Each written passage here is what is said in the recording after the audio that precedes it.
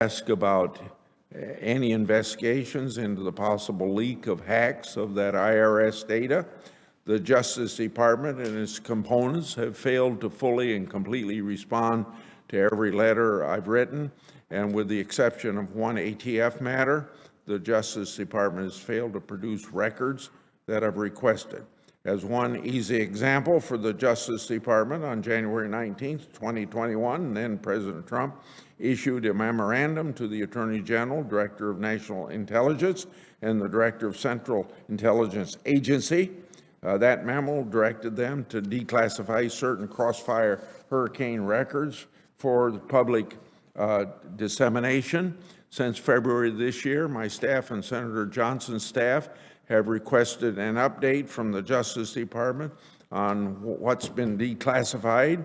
We're into December and the Attorney General still has no answer. I've also asked the department for records relating to Hunter Biden's October 2018 firearm incident, where his gun ended up in the trash can near a school. The ATF used the Freedom of Information Act to refuse production of these records when that law doesn't even apply to the Congress. Now, do you understand that the lawyers at ATF don't even want to follow the law? They don't even know what the law says. I've asked for information related to Chinese nationals linked to the Chinese communist regime that are connected to some members of the Biden family. One individual, Patrick Ho, was not just linked to the Chinese regime, he was apparently connected to its intelligence service. Hunter Biden reportedly represented him for $1 million, even though the department already made public in a court filing that it possesses FISA information related to Patrick Ho. In response to my oversight request, the department said this, quote, "Unfortunately, under the circumstances described in your letter, we're not in a position to confirm the existence of the information that is sought, if it exists, in the department's possession." Now, you understand, DOJ ought to be embarrassed by that response. Documents made public in the court system, and they do not even know whether the document exists. I've asked the Attorney General to explain himself on these two contradictory positions. He have no response. Moreover, on February the 3rd, 2021 and March the 9th, 2021, Senator Johnson and I wrote letters to the Attorney General with respect to Nicholas McQuaid, the then acting Assistant Attorney General for Criminal Division and current Principal Deputy Assistant Attorney General for Criminal Division. Our letter raised concerns about the fact that Mr. McQuaid worked for Hunter Biden's criminal attorney until he was hired by the Biden administration on January the 20th. This poses a clear conflict. The Justice Department has failed to answer whether Mr. McQuaid is recused from this matter. Notably, on June the 29th, 2021, I sent the Attorney General Garland a letter that raised concerns about Susan Hennessy's political bias against the Durham investigation. That letter was based on negative public comments made about it. Ms. Hennessy works in the Justice Department National Security Division. My letter asked, in part, whether or not she recused herself from that matter. In response, Attorney General Garland refused to answer whether she has or had any involvement in the Durham investigation. However, on Senate Judiciary Committee October 27th hearing, that was oversight, Garland stated that Ms. Hennessy, quote, "has nothing whatsoever to do with the Durham investigation," end of quote. Now, if Attorney General Garland has publicly stated that Ms. Hennessy has, quote, "nothing whatsoever to do with Durham," then, end of quote, then why can't he say the same thing publicly about Mr. McQuaid and the Hunter Biden matter? I've also asked the Justice Department and FBI about its, quote, "assessment," end of quote, of concerned women of America. Public records cause concern that the FBI targeted its groups without sufficient basis. I've asked similar questions related to the Justice Department, FBI's heavy-handed conduct with respect to Project Veritas. No response on those counts. And you can go on, and that's the end of it for today. But we need answers to these questions. And I thank the chairman for a couple times saying that even the chairman hasn't got answers to his questions. So what do they respect of the executive branch about congressional oversight? I've heard Senator Whitehouse say exactly the same thing. So maybe all of you have that problem. Mr. Chairman. I yield. Just one moment. I'll recognize you, Senator Kennedy. And first, thanks for clarifying the Durbin investigation. Secondly, I agree with you. The Department of Justice is not as responsive in a timely way as it should be. I continue to push on that matter, and I hope we all will. Both sides of the table share that. Yeah. And finally, thanks for channeling the memory of Paul Simon with your bow tie this morning. Senator Kennedy. Thank you, Mr. Chairman. I've heard this issue raised a number of times, of course, by Senator Grassley and our chairman. Senator Whitehouse has raised it. It seems to me that sometimes when people act like they don't care, you just have to believe them. What's our next step to get the information that we're entitled to? Well, thank you. I have had a meeting this last week with Lisa Monaco, and this was raised, and she's assured me they're going to be more responsive. But we've heard that before. We've heard it many times. And Senator Whitehouse can go back in time, even before this administration, where the department is just unresponsive. So I'm with you on this. And, what's the next step we could take? Well, let's sit down and have a private conversation about the next step. And I hope it's on a bipartisan basis. It should be. Well, I think it should be, but it seems to me that whether we do it privately or publicly, it's time to do that, because this has been going on for a while, frankly, under both administrations, and or at least the last two administrations. And it seems to me I'd rather have that discussion publicly, but I'm certainly willing to do it privately. But I think it's time to accept reality, look it in the eye, and accept it. Mr. Chairman. Senator Cornyn.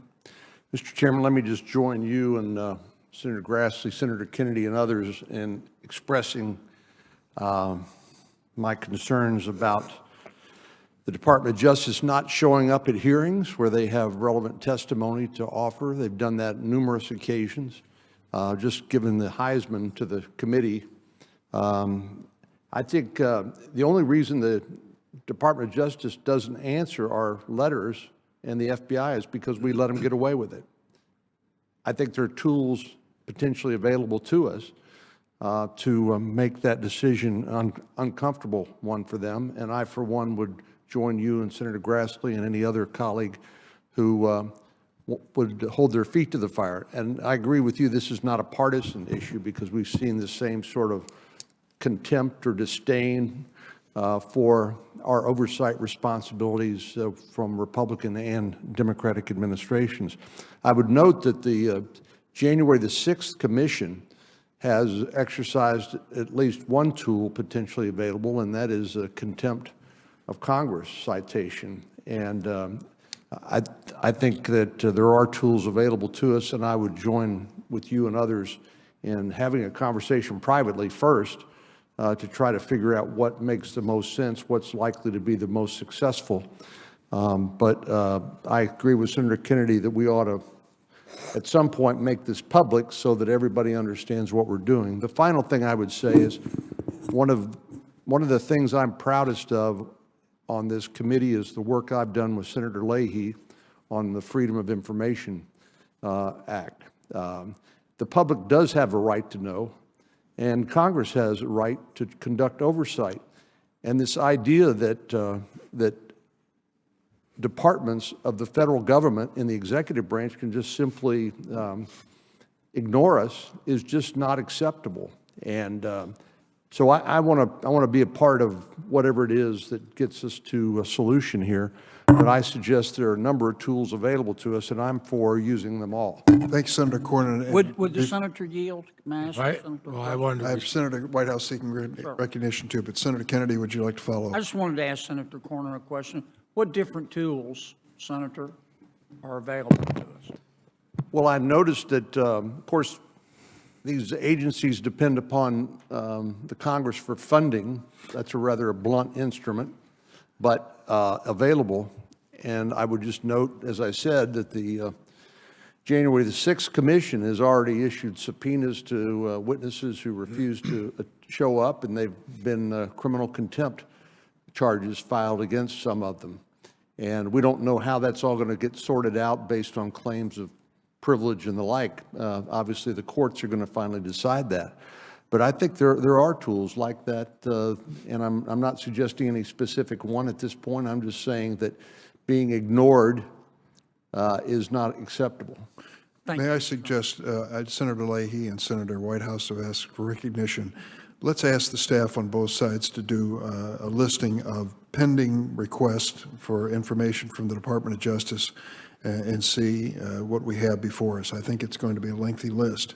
And then let's talk about letting them know we're serious again, which I've done, and we'll be happy to do again, but apparently with I know you have, Mr. Chairman. with little success. You've done everything you can. So the next question is if they are going to continue to ignore us or stonewall us, that we will consider measures that can be taken by the committee on a bipartisan basis. Could we ask staff also to put together, in addition to a list of instances where they have ignored us, our possible options that we could take? Fair enough. Senator Leahy, then Senator Whitehouse, and I'd like to wrap up so we can be on the floor and leave for the Dole ceremony. I just appreciate what Senator Cornyn said. He and I have worked in both Republican and Democratic administrations on FOIA, and the way we've been successful in getting the legislation to is we said it doesn't make any difference whether it's a Republican or a Democratic administration. The public has a right to know. And I've been very, very proud to work with the senior senator from Texas, and will continue to up to the time I leave. In your discussions with this, Mr. Chair, I would suggest that possibly those on the Appropriations Committee might have some inducements for some of these. I just mentioned that as a member of that committee. And Well, you're certainly more than a member. thank you. Senator Whitehouse. Thank you, Chairman. I'm very glad that we're having this conversation, and I just wanted to share some of the experiences that I have had dealing with the Department of Justice and the FBI, trying to get information. And there are a whole bunch of techniques that they use to stop us. One is the Office of Legal Counsel, OLC.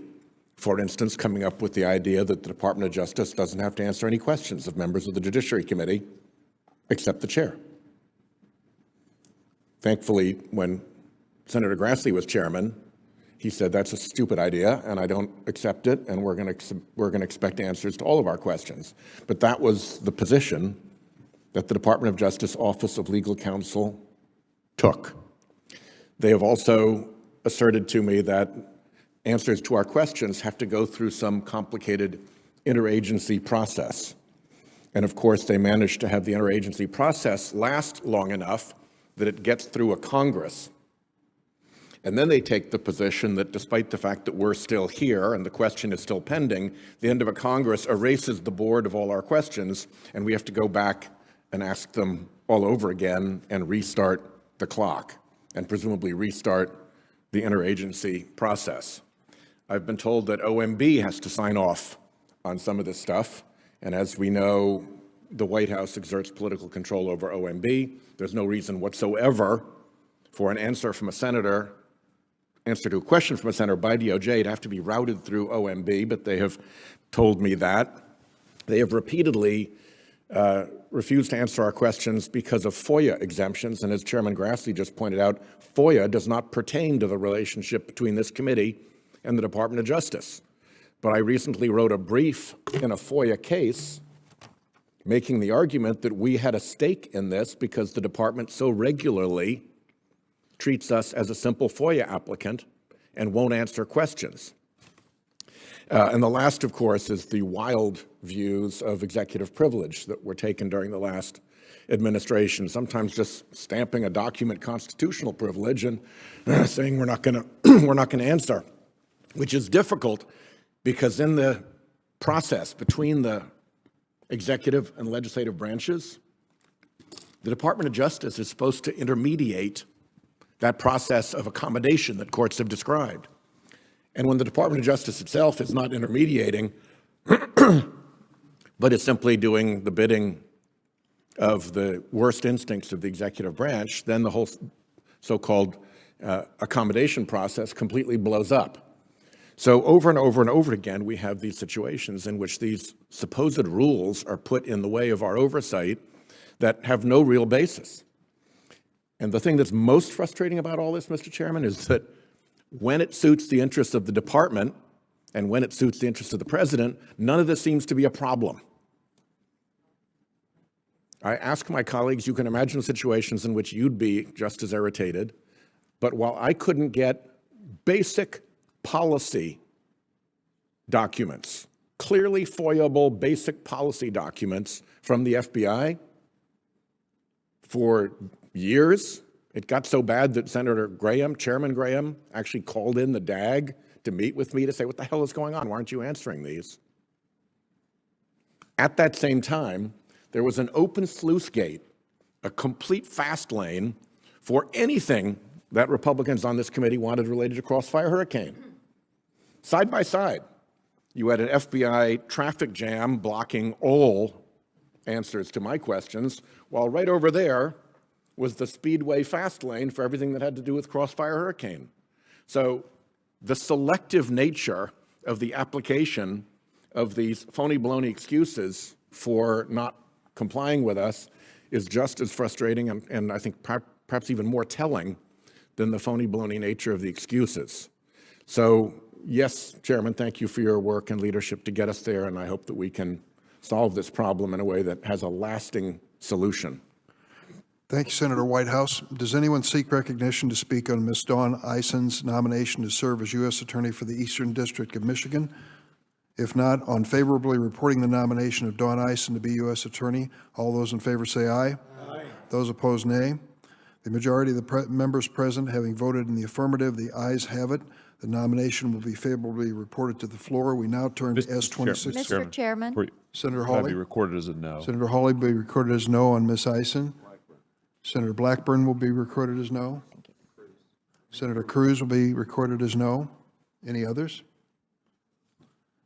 That nomination will be favorably reported to the floor with the exceptions I noted.